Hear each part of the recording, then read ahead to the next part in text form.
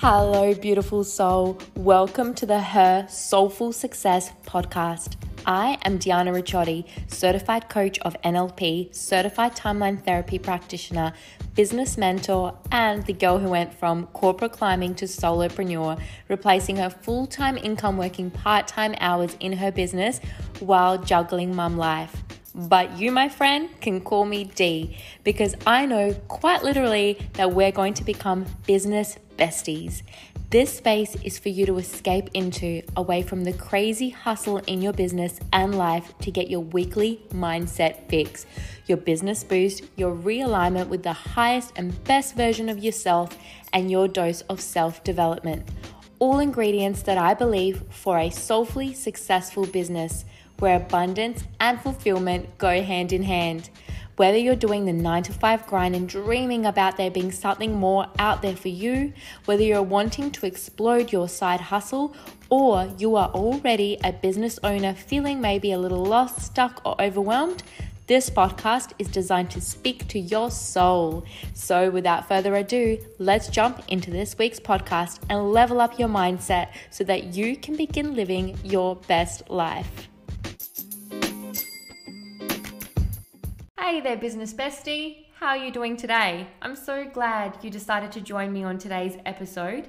It's going to be a short one, but it's going to be a good one because I felt really compelled and pulled to share what I'm sharing today to help you guys stay more resilient in your business. And whenever I feel this pull or this nudge, I know it's my intuition, and my intuition is never wrong. So correct me if I'm wrong, but would you say that you could use a little bit of help in staying resilient in your business? I know that that's something that I can continue to endlessly, gain knowledge on, learn, and it's always part of my mindset work is answering that question, how do I keep myself resilient in my business? Because let's be real, business is a tough game. And for me, one of the things that has really kept me going in my business when things got tough was a choice that I made. And the choice was a simple one, but a very important one, and it is to commit. What happens when you commit in your relationship with your partner? Think about it. Now, you might get married, and even if marrying your partner is not your thing, for the purpose of this podcast, I want you to consider the decision to marry your business. Now, you might think I'm a little bit crazy, but I want you to consider it. I want you to consider the most popular and famous vows we hear in traditional marriages. For better or for worse, till death do us part. What if that's the level of commitment you decided to have in your business? One of the many reasons why we struggle to stick to goals we set for ourselves is because we lack commitment. We are prepared to commit for as long as it feels good. But at the first sight of discomfort, sadness, fear, obstacles, we bail. Think about where you might be bailing in life or have bailed in the past. Was it in your health? Did you decide to go on a diet and then, the moment that you started to crave sugar or food that wasn't part of your diet, did you bail because it was uncomfortable? Or was it in your finances? Did you create a budget for yourself that you stuck to for a few weeks, but then something came up and you just really wanted that dress? So you bailed. You bailed on the finance plan. Or maybe it's been in your relationships. Now, I'm not saying that you are a bailer for not sticking to a diet, because I personally believe diets suck, and I am so against a scarcity mindset. So, when it comes to budgeting, I will always create room and space in my budget for a new dress, but I'm making these examples for you to be able to relate them to where you might bail at the first sight of discomfort, sadness, fear, or an obstacle in some of the goals that you might be setting for yourself. And I want you to think about it. If you're doing it there, then you're going to do the same in business. See, without commitment, your business will seem like you are dating Brad Pitt at the start. Your business will be attractive, feel exciting, like your dreams have all come true. But then what happens is Channing Tatum walks by and asks you for your number, and all of a sudden you don't know what to do. You get distracted, you start thinking maybe the grass is greener on the other side. Perhaps Brad isn't treating you as nice as you thought he would, and maybe you're ready to try something new. Until Harry Styles walks by. And well, you get the picture. You can keep going and going and going with this. What I'm trying to say here is that you can dabble in 1,000 different businesses, ideas, and strategies that will seem attractive to you at the time till the cows come home. You will suffer from shiny object syndrome and jump ship to the next thing that another coach is selling you on, or a strategy written out for you in a book, without seeing much outcome because you just didn't see anything through. Okay, you have so many options. Why not try them all, right? Particularly when things get tough, and trust me, they will, you are going to be more likely to sort of look and consider these other attractive options that will seem more attractive to you at the time. Business is full of obstacles. It's full of lessons, tears, efforts. Your hopes will get crushed. Like, I hate to break it to you guys, but I want to be real.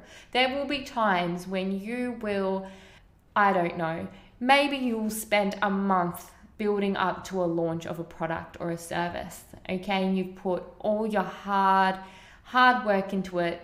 You know, you've done some all-nighters. Maybe you've drunk way too much coffee than you care to admit. And that launch might suck.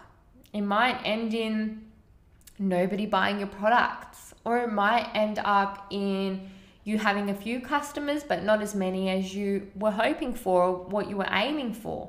You will fall flat on your face many times, or on your bum. You will feel scared, tired, frustrated, confused. Okay, and this can be soul crushing. I've had moments like this, and I have felt like giving up plenty of times. Plenty. I have had mental breakdowns. I have had tears with my partner saying that I've made a mistake. What am I doing? Questioning everything that I had started and created to date. Now, dating your business like dating Brad Pitt just isn't going to cut it during those times. Because what are you going to do? You are going to bail. You are going to be attracted to the next best thing. For me, you know, the way that used to play out when I had first started my very first business, which was a blog, it really was just, oh, I'll blog about this, or this doesn't seem like it's going to, you know, monetize well, so I might blog about this. And, oh, I'll do a course about how to, I don't know, promote it on Pinterest. And then, oh, that seems too hard, or, you know, I created my Pinterest and the rest of the marketing strategy for that felt too challenging. So I will look into how to promote in a Facebook group, okay? Before really committing to a business or a strategy or my higher vision, despite how many obstacles I was going to face between then and now, I was always just bailing and always going to the next best thing. So you're going to need a higher level of commitment, something like marriage. When you are married, you don't allow yourself to dabble in even the idea of running off with someone else. You don't just jump ship or bail at the first sight of turmoil in your relationship, or at least I hope you don't. You work through things, you stay, you lean in, you learn something from every argument, from every fight. You wait and you work towards better days together. You are there for each other in sickness and in health. This is the kind of commitment that is required of you to succeed and to go the distance in your business. So I challenge you guys to, first of all, decide to commit to your business. Whatever business that it is that you chose, create and ensure you know your higher vision. What is it that you want to create? You know, whether it is 1, 2, 3, 4, 5 years down the line, where is the direction of your business headed? Know your vision, get to know it well, know the details of your vision, and then commit to it. And I want you guys to have a bit of fun with this. I want you to write up your badass business vows. What are you vowing to your business? Okay. If you want to go as far as creating a bit of a business marriage ceremony, go right ahead. You might think that's a little bit too cuckoo, but hey, something I would definitely be into. And I want you to post and tag me. I would love to hear what your commitments are. What are you going to promise and vow to your business? Because everything, guys, is a relationship.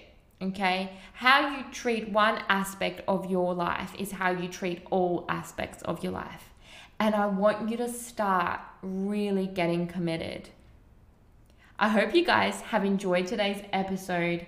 And don't forget to subscribe and share if you like hanging out with me here. And just remember, you're never going to feel ready. So just go and do the damn thing.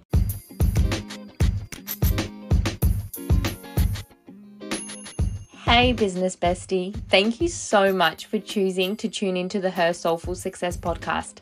Don't forget to check out the show notes for all of the links, including my private Facebook group community, Passion to Profit, where I share even more free content, freebies, and live events for the ambitious business babe. If you loved what you heard today, you're going to love what I have in store for you.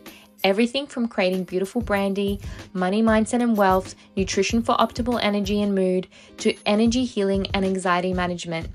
I got you. I am covering all of the things to support you on your journey to soulful success.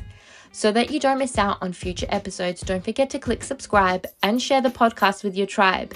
If you share it on your socials, don't forget to tag me so that I can say hi and thank you personally.